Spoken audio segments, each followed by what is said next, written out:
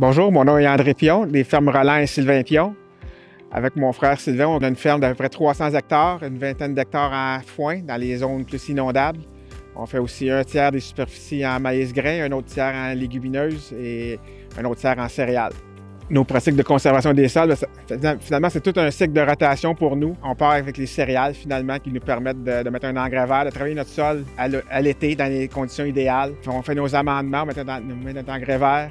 Par la suite, quand on arrive le maïs, si on peut faire un semi-direct, on va le faire. L'année d'après, dans le soya, on essaie de faire un semi-direct aussi de plus en plus. C'est ce qu'on essaie. On est en train d'essayer de maîtriser la technique. Et on revient avec une céréale, finalement, pour encore refaire nos amendements. On fait aussi des engrais verts ou des cultures de couverture. C'est ce qui nous permet finalement de repartir notre cycle. Parmi les effets positifs qu'on voit, c'est qu'en faisant nos amendements l'été, on travaille toujours dans des conditions idéales pour faire nos amendements de chaud, si on a besoin de potasse.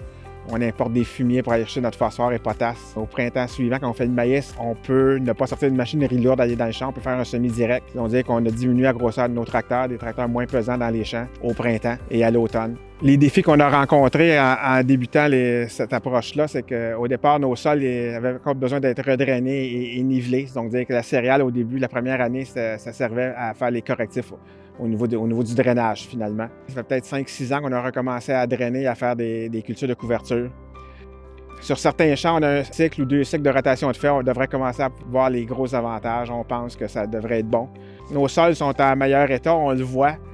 Est-ce qu'on peut le mesurer par des gains de rendement? On n'est pas encore certain, mais c'est notre objectif d'y arriver. Parmi les autres défis qu'on rencontre, mais finalement, c'est que c'est des nouvelles techniques de travail. Ça prend des nouveaux équipements souvent. Il faut investir dans l'équipement, il faut investir à acquérir des connaissances, des nouveaux procédés finalement. On modifie notre approche, puis on s'en vient vers quelque chose qui s'en vient agréable à travailler. Quand on a commencé à faire des céréales il y a 7-8 ans, on savait qu'il fallait rajouter quelque chose à notre cycle. Rotation de maïs, soya, au niveau agronomique, c'était pas la solution optimum. C'est certain que ça nous aide au niveau des travails de sol à faire. On en a beaucoup moins à faire. À long terme, ce qu'on espère obtenir, c'est de pouvoir mesurer l'effet de toute cette approche-là de culture de couverture, céréales et tout. Quels conseils on donnerait à quelqu'un qui voudrait commencer à faire ce qu'on fait? Au départ, il faut être convaincu, bien accompagné. Je pense que ça nous prend beaucoup de conseils externes. Je suis fier que notre entreprise fasse partie de la route des sols en santé. On n'a pas la prétention de vous dire quoi faire, mais essayez-le. Je pense qu'il y a beaucoup à gagner à le faire.